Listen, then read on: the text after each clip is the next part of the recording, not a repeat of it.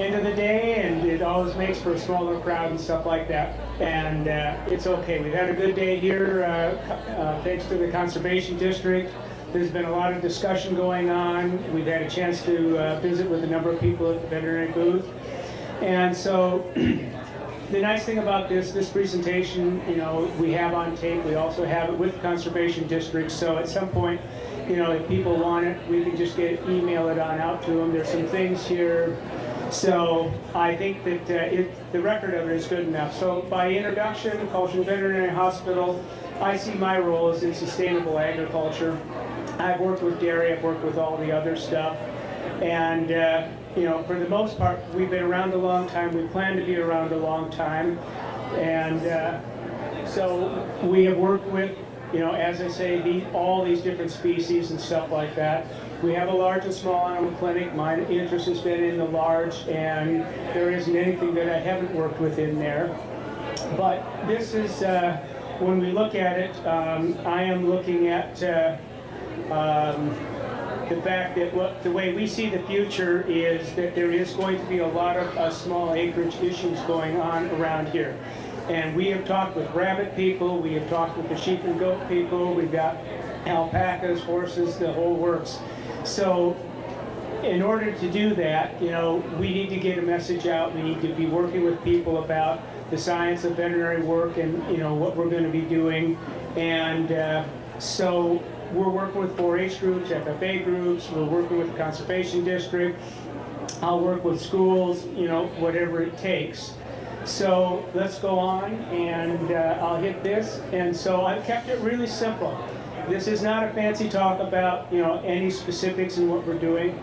I believe in animal husbandry. And if I don't have a good husbandry program, if I don't have good animal welfare, anything that I do with my veterinary work is probably going to fail.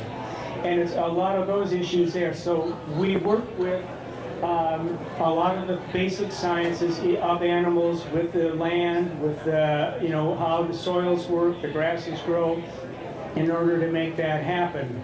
I always like my thing is that there is no vaccine that will be successful if I don't have a good base in line. So if we move on, then, and I'll do that right here, biosecurity is really a good thing. Whether I've got a single cat or 1,000 cows or I've got my sheep and goats, we're going to deal with biosecurity. In order to understand biosecurity, we have to understand how these diseases develop. So you have to understand what the disease agents are. You have to know what your host population, the animals or the people or whatever. We have to know the environment, which gets us into the whole wellness type idea of a holistic thing. And it's when those things come together in a bad way that we're going to be seeing diseases. So I'll move on here, and this is very small print. I basically put it on because it was a really nice summary of looking at how things happen and how problems develop. It could be an animal-to-animal problem, it could be a human-to-animal problem, it can be how we handle our resources, like, you know, did we have contaminated feeds, if we got rats and stuff running around the feed pile, have we done something with how we handle manure, and we've got, we've handled a dead animal in one of our loader buckets, and then we try and move some feed with it. We have, that fell into the equipment and facilities and stuff. So we're looking at a kind of a big picture all the time, and then moving it back down to the individual animal, so that what our whole goal is, I don't want to be called for the sick animal. I want to be called to work with you on how to look at your place, and whether it's rabbits or mink or alpacas or cattle or whatever, how can we prevent disease? Our job will be there to work with the diseased animals, but we're always trying to figure out, more importantly, how do we prevent it. So I think I have a hidden slide on your thing. So I have one more that has the strategies on how you reduce transmission, but somehow I hit the hide button on the presentation that I sent. So we'll jump ahead to the next thing. It was a lot of the same things. So I believe in One Health. One Health is, as I say, I'm working with all sorts of other agencies to put together a plan for healthy people, healthy animals, healthy environment. And that gets down here to my second comment, which says that if we're going to do those things, it all starts right here. It starts locally. If we're going to have success, it will move to the national, but it's also a global issue. But we start right here with strategies here at home. So we're going to tap into, and I'll do that right now. I use a number of resources. I've been to veterinary school, I'm getting my CE all the time, but I go on out to the people that are out there, and I believe in science. We need to bring science in. Science is changing all the time. Sometimes things that we think are facts today, they become outmoded tomorrow because we have new science, or we've gone backwards and brought up something and said, you know, actually we were better before. Things are changing, and you know, we need to be working together on these things. So this one right here, the Sustainable Ag for Research and Education, SARE, and I've got the website down there. That's why I put it up here. And you'll see that there's a number of things that they do. And I'm sure that our conservation district is dealing with these sorts of grants coming through SAR all the time, as well as the information that we're getting there. And so I'll kind of quickly move along and say, you know, here's what's happening. Again, what I'm after is when we want to keep healthy animals, it's much more than just coming out and giving a shot. What's your favorite? And there, and I'll go here, partnerships there. So kind of a quick review. I just want these things out there because a lot of what I'm introducing today is where do we get our information and how do we, you know, stay current? How do we get away from passing information just on social media? There'll be some good things here, but everything should be suspect, whether it comes from my mouth or it comes from Facebook. It's just a thought. Now what we want to do is add some substance to that, add some science to that, and then test whether our theory works or our opinion. So you can see by using these resources, going to them, you can get a lot of stuff in it. So I have in my small room portfolio, I have like out of them, there's 18 PowerPoint presentations which are excellent, from parasites to scrapie to whatever. Glad to bring these on out and present them to people. I'm also willing to, and I quickly show them what they can do themselves, things that they can go through, information that we can transfer amongst each other. What I'm looking for is people using good information the right way. Here's another couple of other things. I use them as well. And I'm looking like I've got a lot of information on alternative swine production that comes out of Iowa State. Great information because it isn't your traditional pig thing that you're thinking of. It's all concentrated confinement, yet it involves a lot of the same principles. We just have to do it in a different way. So I bring this on up because I'm looking for sustainable. What's the ag of the future going to come from? You need resources to go with. This particular resource has been around a few years. It's underwritten by the Gates Foundation, so it's locally funded. I think it was about $1 million project to put all the stuff that goes in there. Resources are what we're after. How we use the resources is what we're after. I like people to be engaged. A lot of this stuff, you know, I put on here because the conservation district has it, and I just, you know, these things, you know, I want them to be able to make it available, but you can find some really good TED Talks that I find. So Foley talks about the inconvenient truth. He links global agriculture with environment, with people, and, you know, issues that are in front of us, issues that we've created, issues that we need to solve. Alan Savory does another thing. He looks at how we can use better grazing techniques to improve the environment. There's a number of those examples that we've gone out here, and I have clients here in the county that have put conservation district principles to use along with these things here. It works. It works really well. The third one on Tristan Stewart. Tristan Stewart was another one. It's interesting to see how he looks at you know, what one of the real issues with providing food for the world is. 40% of what we produce gets consumed. 60% gets lost. It's lost in a number of different ways. Talks about ways to do it.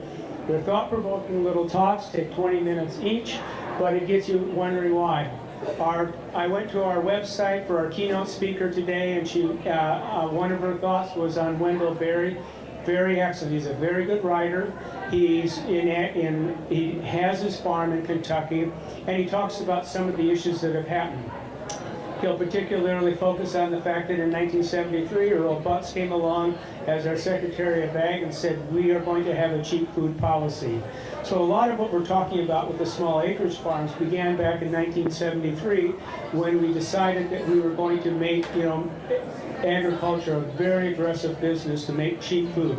We have succeeded in cheap food, but we've also created some problems with cheap food, and you're seeing that, in an audience like this looking at alternatives to the cheap food policy. I believe that we need to work together, and that what's nice about an area like this where we have a lot of population and small acreage situations is we have the opportunity to work with commercial and with local, to create a lot more choice in our communities. And so that's why we believe, one, our business model is going to deal with these. Two, I believe in the idea of choice, and I like that. So we'll move on there. And so this was my big thing, is I hate social media. I love social media.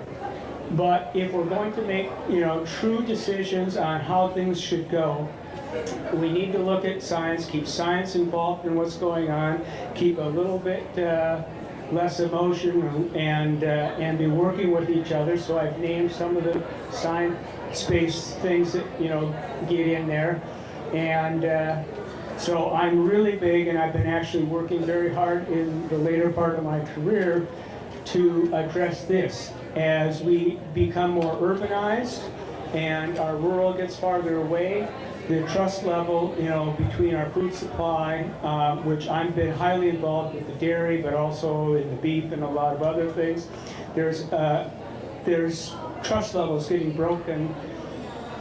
Some of it should not be broken. There should have more trust, and so the Center for Food Integrity is one place you can go to. They've got excellent information on that.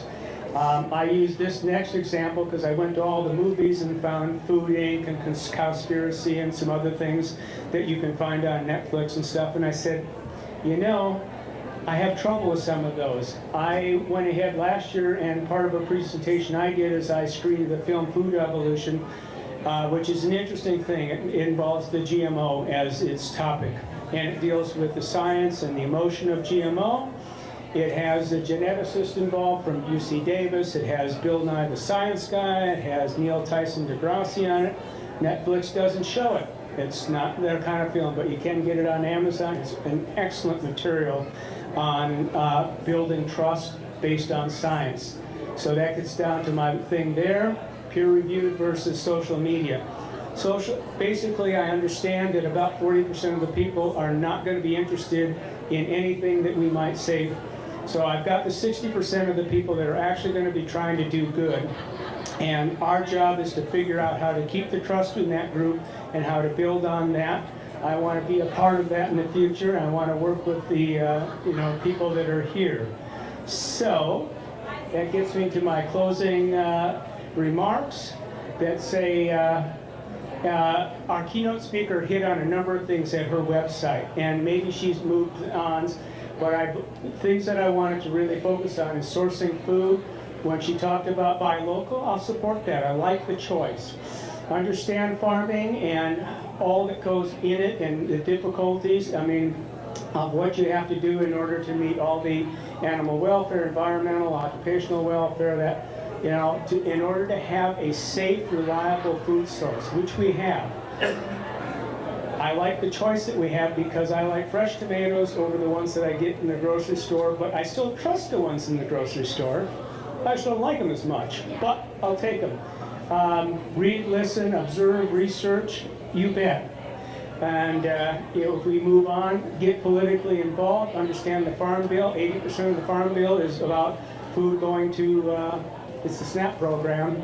It's how we get our food to people that don't have enough money to eat. Part of it's actually on farming, but not nearly as much. But we can make a difference in what we encourage the farm to do in this country, but it's going to be politically that we're going to do it.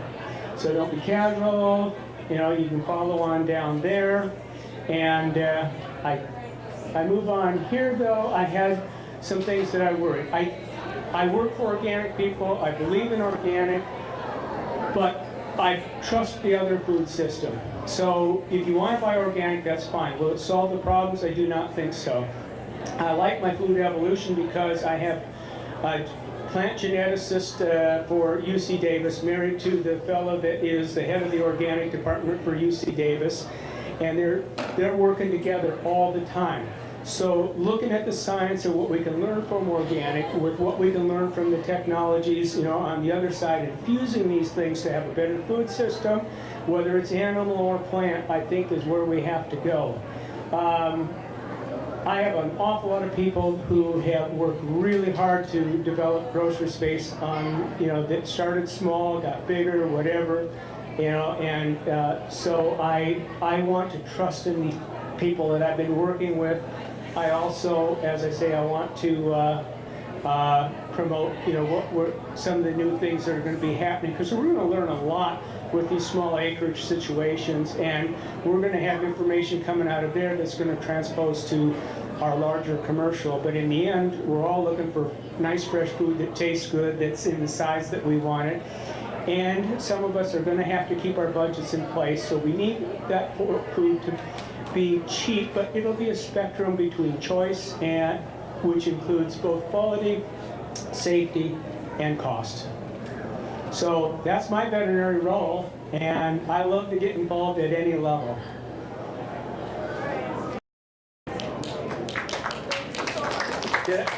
It said 25 minutes here, so I went over. Thank you so much, Dr. Anderson. Thank you, friends, for joining us. Last presentation of the day. Does anybody have any questions, comments, or concerns that they want to throw out here for the good doctor? Perhaps you? Questions, comments? All right. Anyway, yeah, we really, you know, as culture wants to reach on out, so if you got a group or, you know, whatever, we'll come on out and talk, come on in. But thank you for the opportunity to be involved today, and it's a great cause that we're doing here, so good deal.